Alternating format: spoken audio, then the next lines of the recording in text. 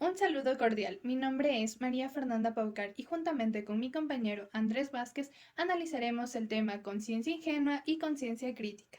Empezaremos definiendo, según el pionero Cantero Ábalos, los siguientes términos.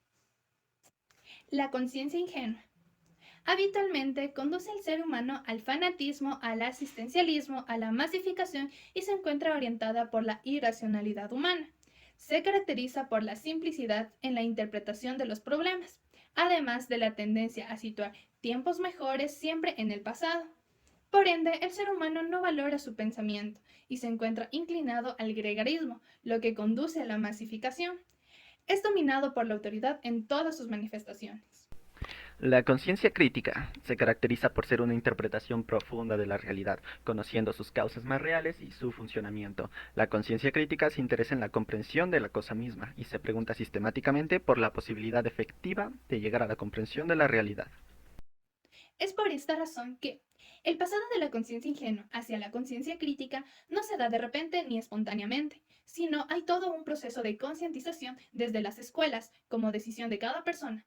En la enseñanza y el aprendizaje deben existir las condiciones para el desarrollo de la conciencia crítica, para que las y los estudiantes sean considerados como sujetos activos de su propia educación y generen procesos dialógicos que asuman bajo proyectos concretos de transformación en los diferentes niveles, ya sea social, económico, político, comunitario, grupal o personal. La conciencia ingenua dice, educación y escuela son lo mismo. La educación se centra en la escuela y deja de lado otras políticas que ayudarían mucho a la educación, como son la salud, la vivienda, la cultura y el trabajo. Además, se asume que una persona que ha asistido a una institución educativa es una persona educada y reflexiva, mientras que los que no han podido acceder a esta son personas irreflexivas e informales.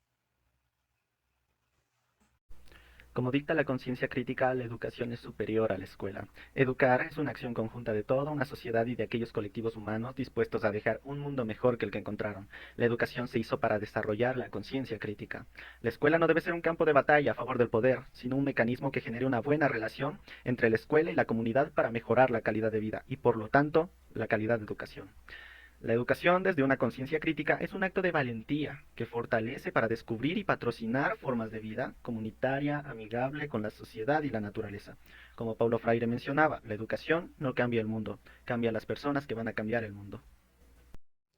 La conciencia ingenua dice, las crisis educativas se deben al docente.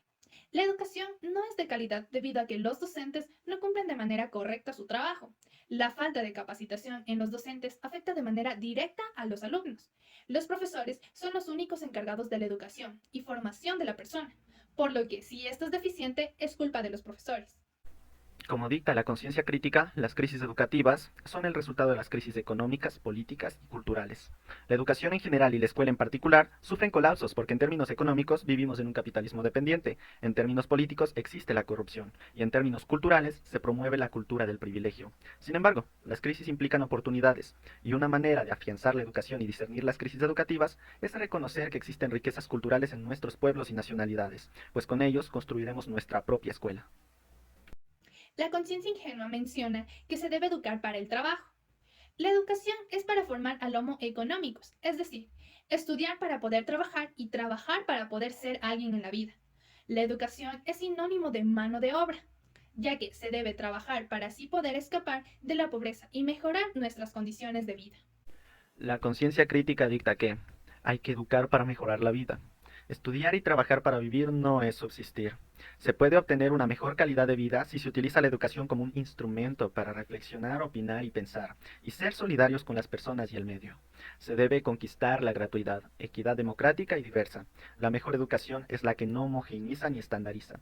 Como Paulo Freire decía, lucho por una educación que nos enseñe a pensar y no por una educación que nos enseñe a obedecer. Lo principal es la infraestructura escolar. La conciencia ingenua menciona que debemos visualizar únicamente la cantidad y no la calidad, pero debemos tener en cuenta que cantidad no es sinónimo de calidad. Además, la calidad educativa es proporcionar una buena infraestructura en las escuelas de las comunidades indígenas. La infraestructura siempre va a ser lo primordial, porque el poder es efectivo cuando logra transformar las relaciones afectivas en clases magistrales. Según la conciencia crítica, lo principal está en las relaciones socioeducativas. Las relaciones socioeducativas se dan entre docente-estudiante y estudiante-estudiante. Fruto del capitalismo, se han destruido las relaciones de escuela, sociedad y cultura. Por ello, se deben crear escuelas disidentes, antihegemónicas o en contra del poder, para cambiar no solo la escuela como infraestructura, sino su contexto. Es decir, no hay que cambiar solo al hombre, sino a la sociedad.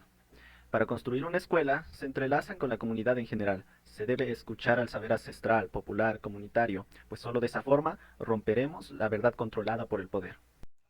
Hay que adaptarse a los cambios educativos. La perspectiva de la conciencia ingenua dice que debemos de adaptarnos a estos cambios, ya que son sinónimos de querer mejorar el rendimiento y por ende la educación, por lo que hay que regirse bajo las órdenes de lo que dicen las autoridades en la educación, sin cuestionar los títulos o la preparación que estos posean. Además, se deben de estandarizar las metodologías educativas, porque si todos los estudiantes cumplen un mismo currículum, se está cumpliendo el objetivo de la educación. Según la conciencia crítica, hay que incidir en los cambios educativos, dejar de ser receptores de la información y pasar a ser participantes de la misma, con el debate, el estudio y la investigación, a fin de conseguir una construcción con el sentido, de carácter crítico y objetivo, en momentos históricos en donde se quiera ocultar la verdad. La mejor educación es la que humaniza emocionalmente. Se debe valorar la libertad, incidir en las cosas que vamos a hacer para mejorar el aula y el estudio. De esta manera conseguiremos también mejorar la economía, promoviendo programas, proyectos y actividades preventivas en donde es preferible crear que mirar. La conciencia ingenua menciona que el mejor modelo pedagógico se importa del extranjero. Para progresar en educación debemos parecernos a las grandes potencias, ya que los grandes cambios vienen de fuera. Los países de primer mundo siempre tienen una mejor educación, de la cual se enorgullecen a comparación de los países de tercer mundo, por lo que la educación será de calidad si se importan dichos modelos.